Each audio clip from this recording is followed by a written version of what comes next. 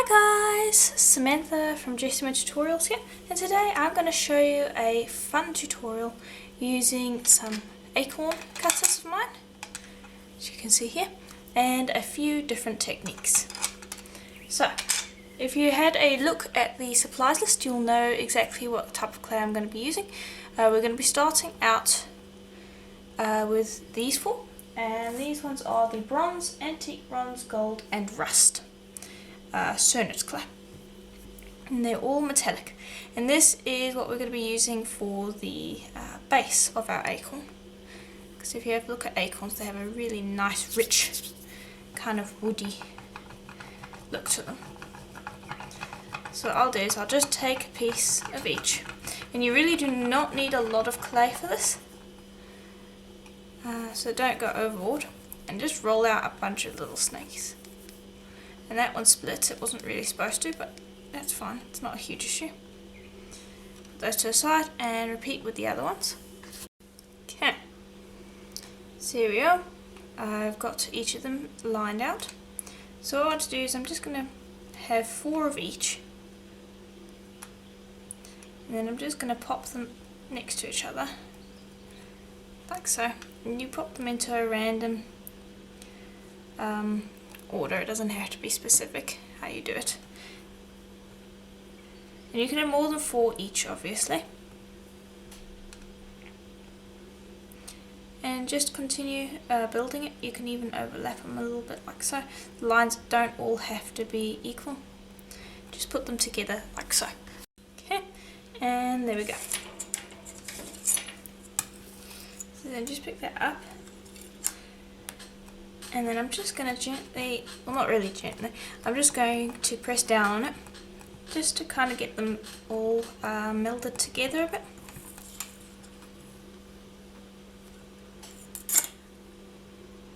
Okay, and I'm going to fold that in half, and that will break it. Split and then pop that down like so, and now I've got more lines to work with, which is great. And I'll pick that up and I'll fold it again. This time I'm not going to break it. Now you just want to press on that so that you form kind of a plug with it. Now these lines are all going to get distorted. That is exactly what you want. So there we go, we've kind of formed a plug, like so. Okay.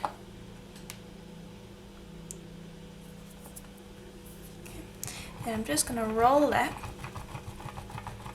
like so. And now you might need to do that a bit, just to get it roll out smoothly. And then I want you to twist. And that's not going to look great in the beginning, it's fine. Just continue twisting.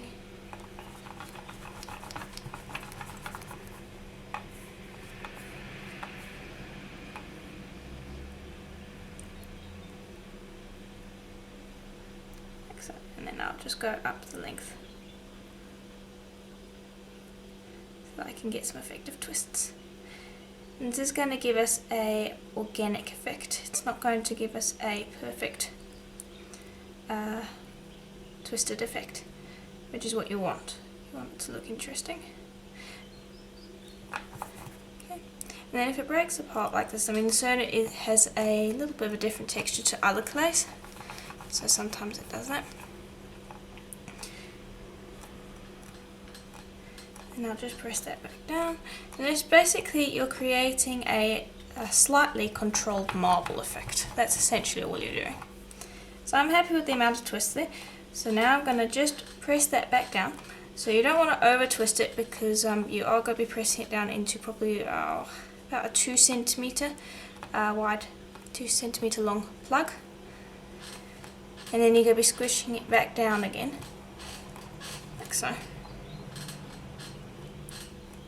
And you're going to be running that through the pasta machine, lengthening the lines on your thickest set, which is about 2 millimeters thick for me. Then I'm going to go down to my number 3 setting, which is about 1 millimeter thick, And there you can see how that looks. Now you can leave it like that, but I find that they're a little strong. That way I want the lines to kind of blend together. So I'm just going to choose which side I like the best. And I like this side the best. So I'm going to fold.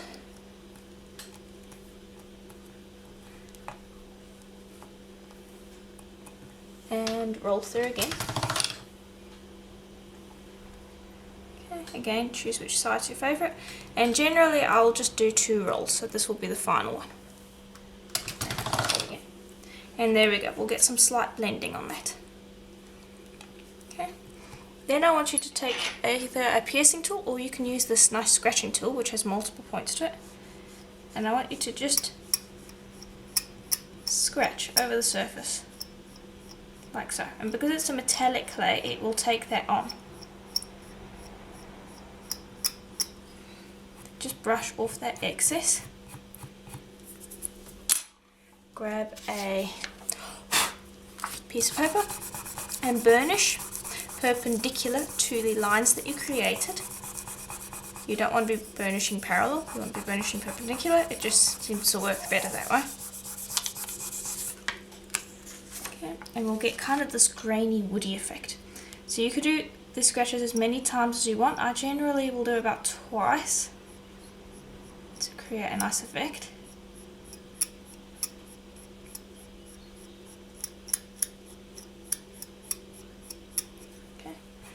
Okay, brush off that excess. You're not going to get off all of it, but you want to get off most of it. And then we'll burnish one more time. And now we will sand this a little bit later on. And then we're going to put resin on it, which is going to really create a beautiful effect. So just burnish this thoroughly, because you don't want any remaining texture. You want it to be completely flat. Okay, and that has a really nice woody effect to it. So you can see what the lines look like back here versus what they look like now. It gives a really interesting effect, which is exactly what I want. Okay, so now I'm just going to run that down one setting down from the number 3 setting, just so that I flatten it out so it's all nice and even. Now put that to the side. We will work with that a little later on after we've created the top of the piece. Okay, and so I'm going to be using some antique bronze and green cernite clay. And so these, I want to just take them and chop them up together essentially.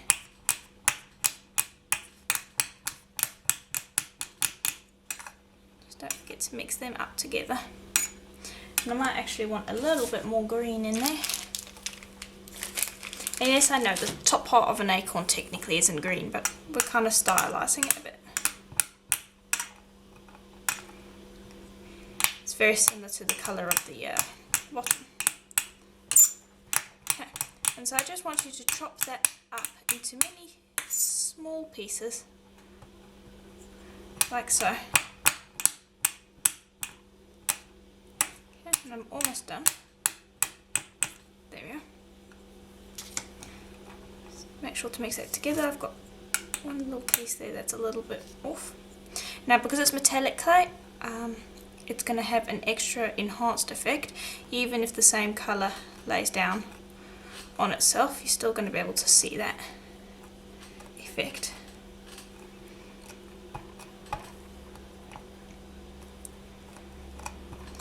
And so just pop all those pieces together. Make sure they're all stuck down. Give that a roll.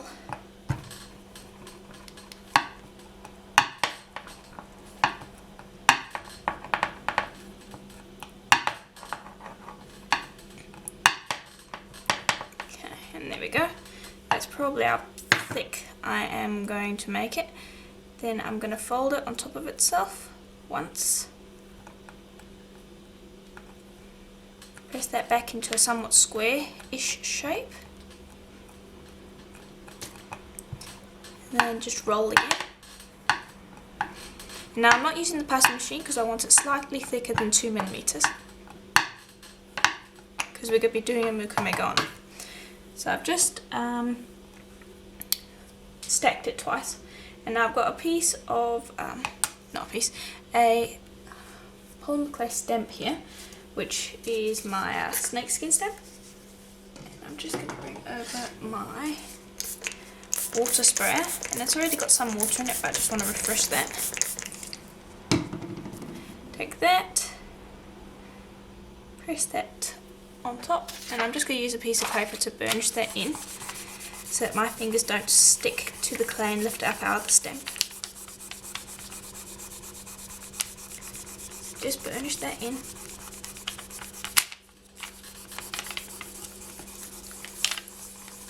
Okay. And lift it out.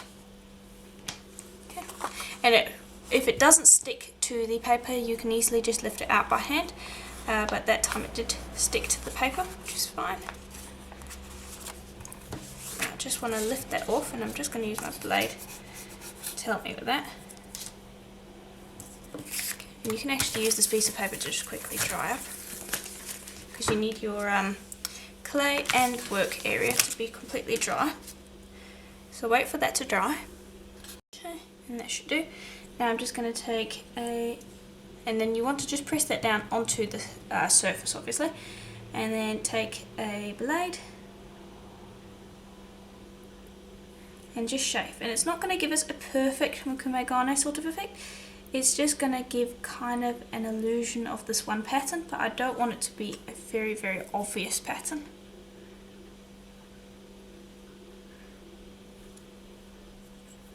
And because it is metallic, it will pick up on that pattern better than if you were using opaque with this technique. So definitely use metallics in this tutorial, it's quite important. Cernet metallics are my favourite for sure, but you could use any other brand's metallics. Just bear in mind that the Cernet comes with these colours. These are colours that come in the Cernet metallic line, whereas with other brands you're going to have to mix them up.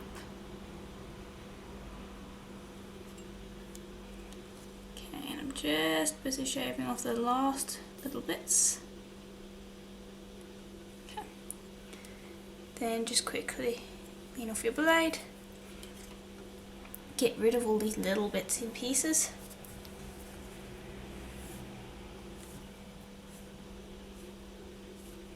Because I don't want them around.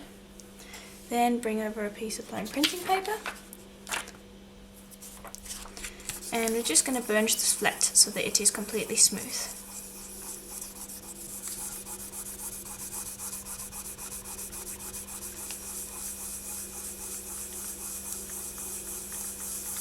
Okay. And there we go. We've got a really nice, interesting texture there.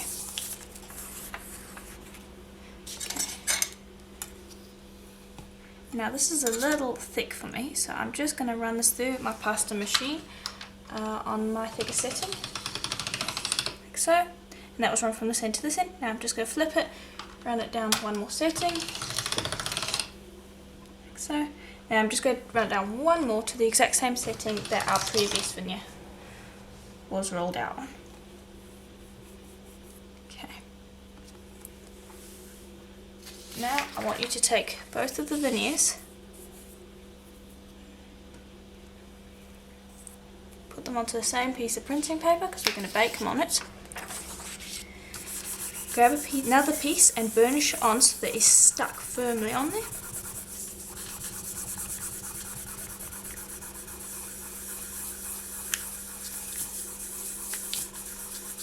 Okay.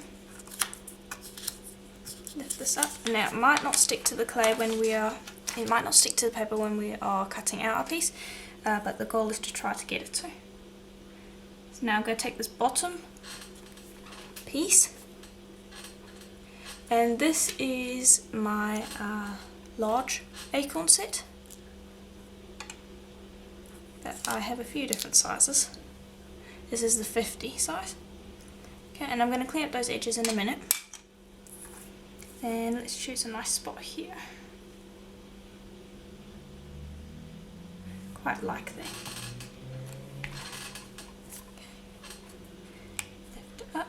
And I can see it stuck a little bit, but we did press it down onto the paper enough that it wouldn't stick inside the cutter.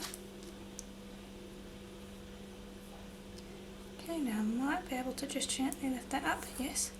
And let's see if we can gently lift this one up as well. And then I'll be able to just gently smooth over these edges.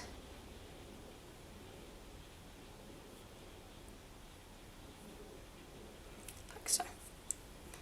Then I'll just flip.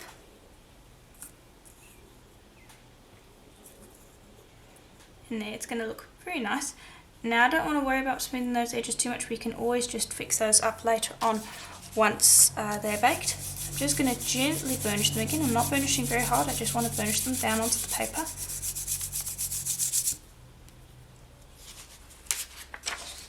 Okay. And if you're really concerned about the edges, you can take a craft knife and fix it up. I might do that, but I'm not going to do that right now. So you're going to bake that at about an hour at Cernet's recommended temperature.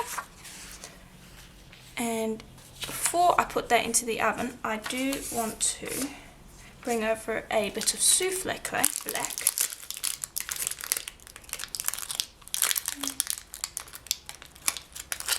And I want to run that into a sheet that is about 1 millimeter thick. Okay, grab a piece of printing paper again, lay that down. And the reason I'm using Cernet is because it's already got kind of this texture to it, which is something that I quite like. Keep in mind you can use another brand of clay if you want. You could use black Cernet if you can find it, but then you must texture it. It has to have some sort of a texture. Okay. There. Then grab your hole cutter,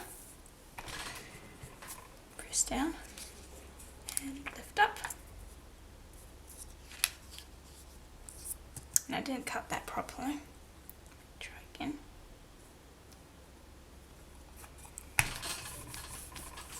It's a little hard when it's on the paper because you don't have a perfectly hard surface to cut it off of. But there we go. Then just gently go around those edges and smooth.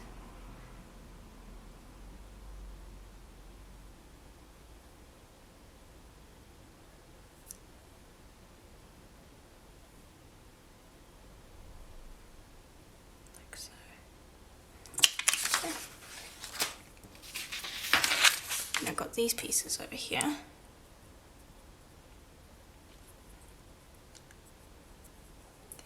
just want to make sure that they fit on here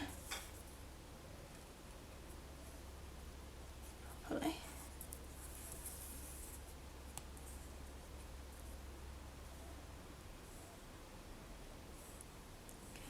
And don't stick them down, they're not supposed to stick on there. Just want to make sure that they fit, because I can see here that the stem is a little big because we burnished it. So I'm just going to press that back into shape. Okay, and then I'm going to lift that off because it is Cernet, it won't stick. And we're going to bake all 3 of these components separately for about an hour at Cernet's recommended temperature. Souffle is the same temperature as Cernet. Okay, so now with everything out of the oven, so you can see here, we're going to be working with these pieces. This you can put to the side, I guess. Actually, no. First thing we're going to do before we do sanding is we want to just take care of these sides. So I can see it, there's some areas where there's just a little bit of clay sitting over the edge, and you could have taken care of that while it was raw if you wanted, but you do risk distorting the shape.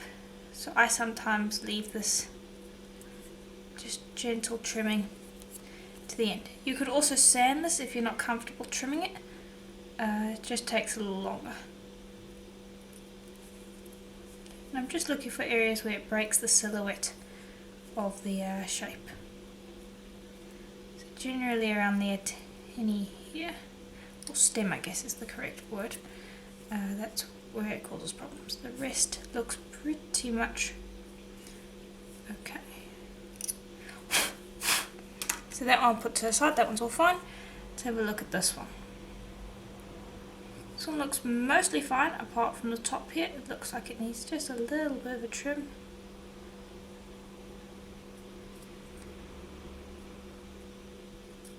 There we go. And one little bit along the side here. Okay, and there we go. So again, if you aren't comfortable doing this because maybe you don't have steady hands or you're just worried about nicking your piece, you can always sand it. Though I would recommend doing it while it is raw then. Alright, there we go. But that's basically all you need to do. Now black you'll leave to the side, we don't need that at the moment. And you're just going to start with like a 600 grit sandpaper. And you're just going to sand this. And now I don't want you to sand it a lot. I'm just going to sand this one side so that I can demonstrate what I'm talking about. When I put resin on this, it's going to reflect, so hopefully, let me see if I can reflect this. I'm not sure if you could pick it up there, but this side where we did not sand, it has a lot more of a pure gold reflection than this side over here. And so when we reflect it with the resin, you're going to find that you're not going to be able to see the pattern as well. So I like to sand with like a 600 up to probably about 1000 grit sandpaper, just to remove the surface microparticles, so that when we do put the resin on, the image is going to be pretty clear. I'm not trying to sand it to make it smooth, the resin will take care of that. I'm not trying to sand it to remove a lot of clay, I'm just sanding to clear up that image. And also just give the sides a gentle sand just to remove any sharp edges that might be on them. And actually I'm not even going to go down a grit, that will be fine for now. So repeat that with this piece and then we can get on to resining. Okay, so grab a resin mat, take these pieces and we're going to resin them separately. Again, leave the black to the side. And I'm just going to bring over some of Lisa Pavelka's Magic Gloss.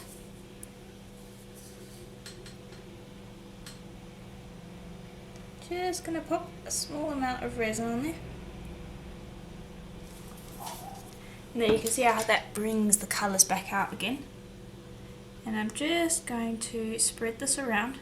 Now we're definitely going to need to add more resin than I've added, but I want to spread it around first because I don't want to risk spills by adding too much resin and then it's spreading in one direction before I can control it.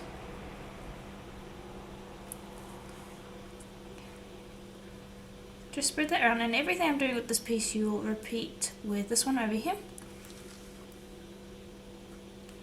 And then you're going to cure that in the UV light for roughly about 15 minutes. So it's nice and hard and easy to work with. Now I want a nice dome on these pieces. The whole point of this not having stuck onto the backing is so that we can create an interesting resin dome. And I'll show you how to do that later on, obviously. For now we're going to worry about getting our dome correct. So you want to make sure that there's no pulling away from the edges. If there is, you need to add more resin. And just continue and then put it into the UV light. Okay, so here are the pieces out of the UV light. So you can see how beautiful they look now. So you can see. So it's going to look very nice once put together. So just pop that to the side and I'm going to bring over this. And now what I want to do is I want to put on some gloves because we're going to be working with some Polybonder, which is a nice glue to work with polymer clay.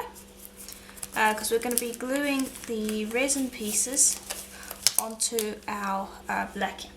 Now you might be wondering, why don't you just cut out these pieces, put them onto the black while they're still raw, and then just resin the entire thing. You could definitely do that if you want to. It's not as much of a schlep, there's not as much technique to it, but the thing is I really like how these two pieces will definitely look separate. Once they're done, they have their own separate dome rather than have one whole dome over the top, so it keeps them looking separate. That is why I wanted to do it this way. So I'm going to start with the bottom piece, and I'm actually going to be applying the glue to the black here. Okay, Okay, and you have a little bit of time to work with this. It's not a huge amount of time, but you do have enough time to do a decent job here. Just apply that on. Make sure you get a good coat. And coat those edges as well.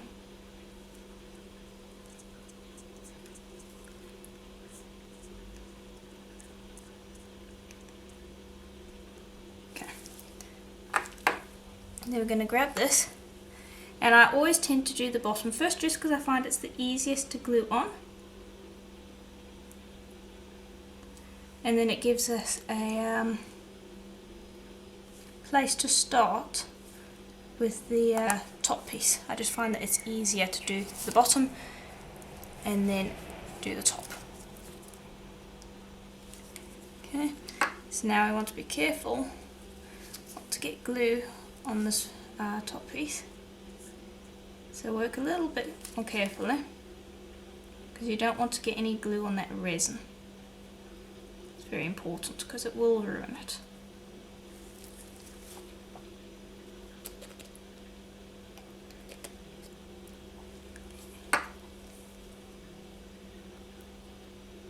And this is why I want to use gloves, because I probably will be getting a little bit of the glue on my fingers and I don't really want it on my actual fingers. The gloves you can just take off. Okay, then just pop that on and line it up.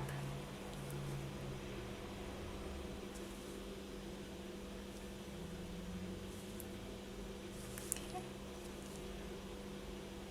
And then just press on them like so, and then I will leave that for about 20 minutes just to make sure that that glue is properly set before I do any drilling or anything fancy like that. But what I can do is I can pick it up very gently and just show you how that looks. It looks much better than if we'd just given it an overall resin coat. However, if you don't want to go through this schlep, you can definitely just coat the entire piece. Just join these two veneers together and put them onto the black backing after cutting them out while they're still raw, and then you can just coat them with the resin. However, the separate domes really give an interesting effect and works well with that acorn sort of theme. Okay, so just leave that, let it set, don't fuss with it too much, and then when it's done we can apply our necklace. Okay, so now that it is dry, we are going to just drill a hole at the top. And I want you to get a nice thin drill bit for this. And start from the resin side. You always start from the resin side. And I'm not using a push drill this time, I'm just using a manual drill just because I want to be careful to get this correct.